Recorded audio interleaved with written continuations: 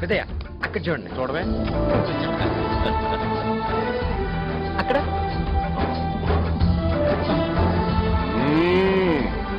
అక్కడ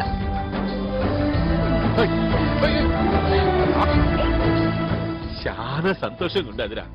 ఇది నా ఇల్లేనా అనిపిస్తాను. అది పెద్దయ్య ఈ సంతోషం ఎప్పుడు ఇలాగే ఉండాలనిపిస్తుందా? ఇట్లానే ఉండాలిరా. అయితే నేను ఒక మాట చెప్తాను, మీరు కోపడకూడదు. కోపం చేసుకోలే చెప్పు. ఆ మహేంద్ర నాయుడు ఫ్యామిలీని వదిలేద్దాం పెద్దయ్య. అంటే ఆయన వదిలేద్దు, ఆయన ఫ్యామిలీని వదిలేద్దాం.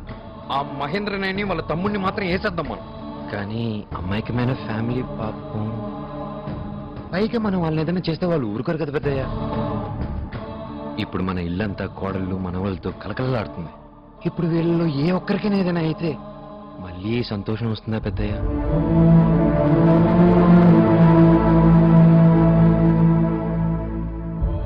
ఈ కుర్రాడు చెప్పిన దాంట్లో నిజం ఉందిరా శేషాద్రి.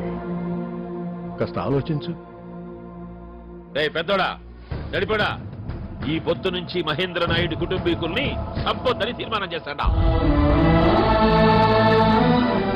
మామయ్య మీరు చాలా గ్రేట్. అన్నా నువ్వు నిజంగానే మాట్లాడుతున్నావా లేక నీ గాలేమైనా సోకినారా? అలివేలు నేను ఇర్చి పెడతాననేటిది మహేంద్ర నాయుడిని కాదు, వాళ్ళ కుటుంబీకుల్ని. నా మాట విను. నాకు బుద్ధులు నేర్పాలని చూడమాక, నువ్వు బుద్ధి తెచ్చుకో. చూస్తుండా నేను పట్టినాల్సింది చూస్తుండా. ఇంటిల్లి పాది మారిపోయినారు, ఇంట్లో మనిషి సచ్చినారన్నది మర్చిపోయినారు.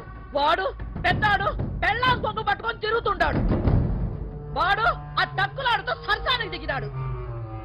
నువ్వేమో మనవని ఎత్తుకొని మీస మెలేస్తూ మురిసిపోతుంటావు. అందరూ పగలు మర్చిపోయి పై తక్కలాడుతుంటారు. ఇక పోయి నీ మొగుడు పోయినందుకు నేను గుడక బాధపడతాడా. నేనేమి పగలు మర్చిపోలే, అది వదిలి పెట్టుకో. లోపలికి